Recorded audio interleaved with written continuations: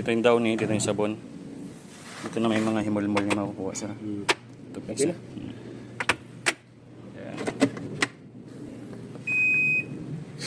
Sa hydraulic naman yan. Ayan. Payment 7 kg, fully automatic washing machine Sharp. Then ito yung mga kasama niya. Hose, green hose to. Then ito yung hose naman sa water inlet. Then meron siyang meron siyang manual. Ito naman unit. Ayan. Power on. Pag power on nyo po, dito po yung detergent. Dito naman yung softener. Ito yung filter. Dalawa yan, meron din dito. Stainless tub. Then malalaki yung pulsator niyan. So paano siya gamitin? Power on. Pag nakalimutan nyo, pwede nyo na isa-start. Yan. So automatic naman siya. Lababan, low, spin, dry. Diretso na yun.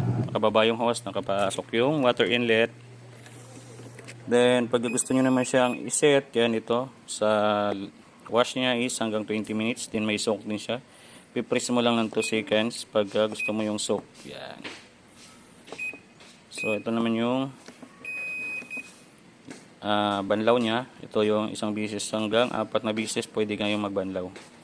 Sa spin dry, air dry naman hanggang 9 minutes. So combination niya yan, water level, pinakamataas 10. Then pag naka-automatic, naka 7 naman. Then child lock 3 seconds. Yan. 3 seconds. Pe-press nyo sabay yan. Huwag sa child lock. Sa program, ito po yung program niya. Normal, speedy, eco, jeans, air dry, blanket. So depende kung ano yung pinaglalaban. Soap, baby, delicate. Ito yung tab. Ito yung tab clean niya. Personal cleaning. Once a month, pwede nyo i-personal cleaning siya. Then pag gagamitin na is i-remove na siya sa lock. Yan, may lock po kasi yan sa ilalim. Yan, i-remove na siya. Kasi hindi siya pwede gamitin na nakapatong sa styro. Yan. Then mayroon naman siyang takip dyan sa loob dito sa box. Ang maganda dito, itong ano niya is tempered glass na siya. Then kulay black, dark gray. Yun, maganda sa kanya, hydraulic na yung takip niya. So check natin yung likod. So ito yung saksakan niya. Then ito naman yung specification niya. So 265 watts lang yung spin, 376 naman yung labas. So parang wala pa 5 pesos per hour niya. So yan, dito na yung water inlet niya dito. Yan. So ganun lang.